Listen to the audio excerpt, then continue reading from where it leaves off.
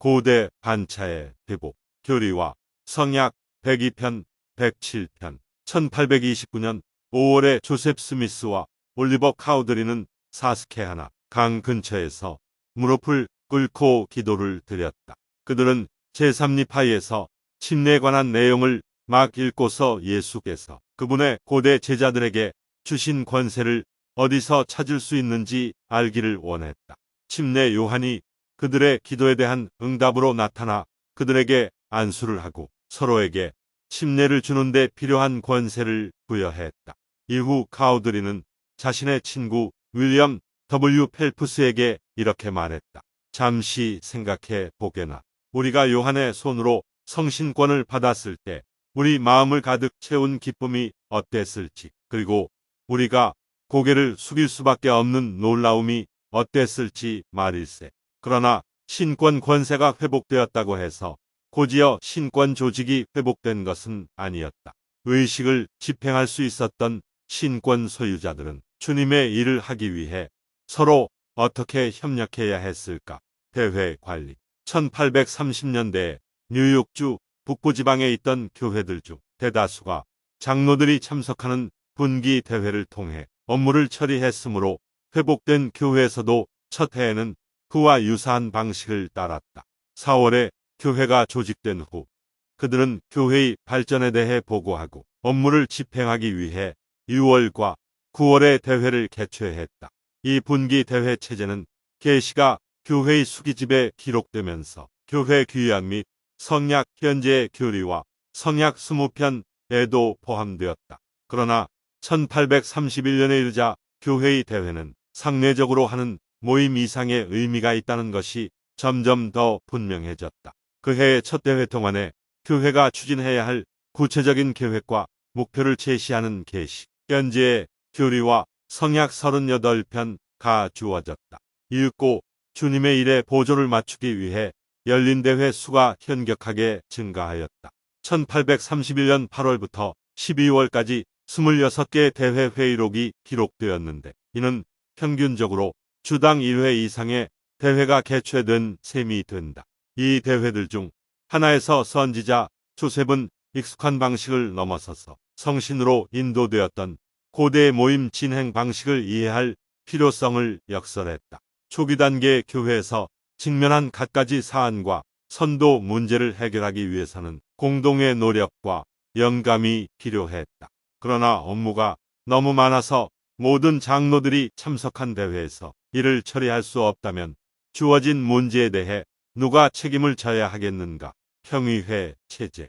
1831년 11월 11일에 주어진 계시 현재의 교리와 성약 107편, 60에서 100절 덕분에 성도들은 교회 관리에 대한 복잡한 요구 사항을 분담하면서 서로의 영감으로부터 얻게 되는 힘을 이용하는 법을 이해하게 되었다.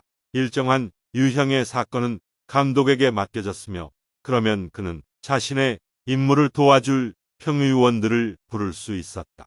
대신권의 회장은 12명의 대제사로 구성된 평의원들의 도움을 받아 좀 더 까다로운 문제를 심사숙고하였다. 장로, 제사, 교사, 집사들의 각 회장은 또한 각자 자신의 그룹과 함께 평의회를 가지라는 명을 받기도 했다.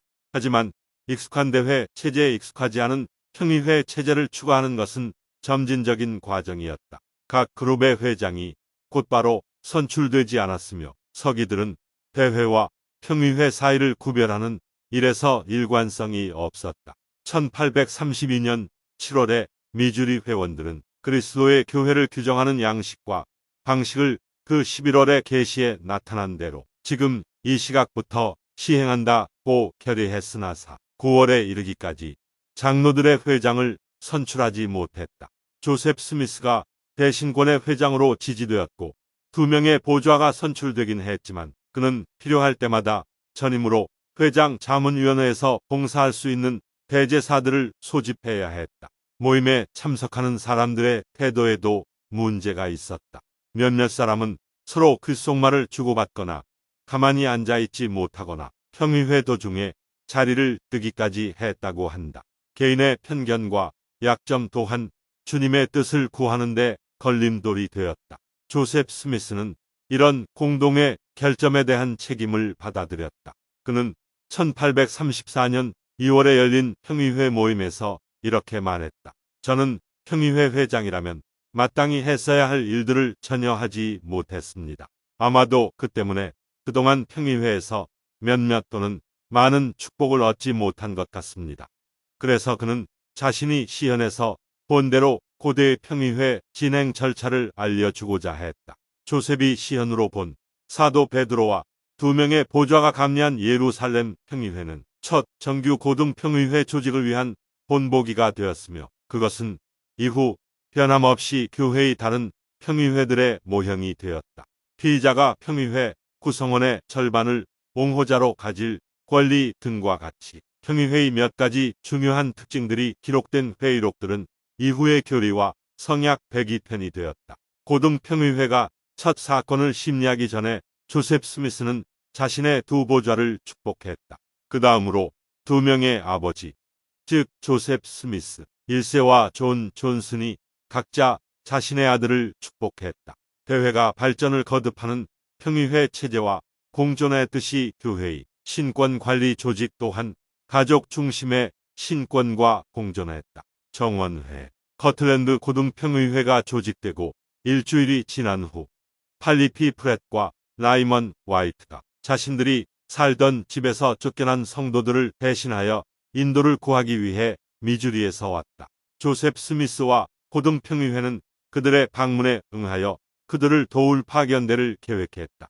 조셉 스미스는 시온 진영으로 알려지게 된 파견대를 보내기 위해 동부에 있는 교회 지부들로부터 사람과 기금을 모으며 오하이오에서 미주리로 여행하는 동안 교회의 여러 소규모 지부에서 상당한 시간을 보냈다.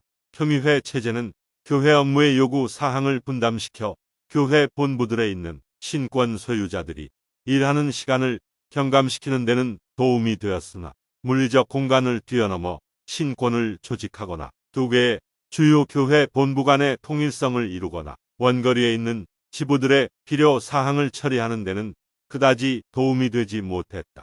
그래서 추가의 개시가 필요했다. 시온으로 계획된 장소 근처로 교회의 많은 회원들이 집합해 있던 미주리에서 첫 번째 모형을 따라 또 다른 고등평의회가 조직되었다. 다시금 조셉 스미스는 그 평의회 회장과 2명의 보좌를 축복했으며 2명의 아버지, 이번에는 피터 휘트머 1세와 조셉 나이트 1세가 각자 자신의 아들을 축복했다. 하지만 교회의 소규모 지부들을 위해서는 무엇을 해야 했을까? 시온 진영을 끝내고 미주리에서 돌아온 후에 2개의 새로운 신권 그룹이 조직되었다. 하나는 12사도로 그들의 임무에는 교회 지부들을 위한 순회감리 고등평의회로서 봉사하는 것이 포함되었으며 다른 하나는 12사도를 돕게 될 70인이었다. 12사도와 70인은 기존의 교회 지부를 위해 봉사하면서 세계 곳곳에 복음을 전파하고 새로운 지부들을 조직해야 했다. 1835년 봄에 새로 부름받은 12사도들은 동부에 있는 교회 지부들을 통제하라는 임무를 받고 파견되었다. 그들이 떠나기 전에 조셉 스미스는 그들에게 신권 조직에 관한 자세한 지침을 주었는데 현재 그것은 교리와 성약 107편에 실려 있다. 12사도에게 준 이 지침은 신권 내에서의 관계를 명확히 설명하고 있었다. 그것은 멜기세덱 및 아론이라는 신권 반차의 역사와 역할을 분명하게 밝혀주었다. 그 지침에서 제1회장단, 12사도, 70인, 고등평의회의 독특한 기능과 중복되는 권세를 설명하기 위해 정원회라는 개념이 도입되었다. 또한 그 지침에 따라 관리적 차원의 위계 질서와 더불어 신권의 가족 반차를 영속시키기 위해 축복사를 임명할 필요가 있었다. 새로운 조직을 지지함. 1835년 봄과 여름에 신권 조직에 관한 4개 편이 새로운 교리와 성약의 초반부, 즉 계시로 받은 서문 바로 다음에 놓였다. 첫 번째는 교회 규약 및 성약, 현재의 교리와 성약 20편이었다. 그 다음에 들어간 것은 12사도에게 준 지침에 들어있던 새로운 자료였는데 이것은 신권 평의회에 관한 1831년 11월에 받은 계시의 갱신판과 합쳐져서 하나의 편, 현재의 교리와 성약 107편이 되었다. 신권의 맹세와 성약이 담긴 계시 현재의 교리와 성약 84편은 세 번째에 들어갔다. 그 뒤에는 첫 고등평의회 조직의 회의록이 들어갔는데 여기에는 12사도 정원회의 역할에 대해 명확히 설명하는 참조 사항이 추가되었다. 이 네 개의 편은 교회 관리에 대한 일종의 지침서 역할을 했다. 1835년 8월 17일에 교회 회원들은 교리와 성약을 공식적으로 찬성하며 이 계시된 신권 조직을 받아들였다. 그 다음 7개월에 걸쳐 그들은 각 신권 정원회가 완전히 조직되어 커틀랜드 성전 헌납식에서 지지를 받을 수 있도록 직분들을 채워나가는 절차를 밟았다.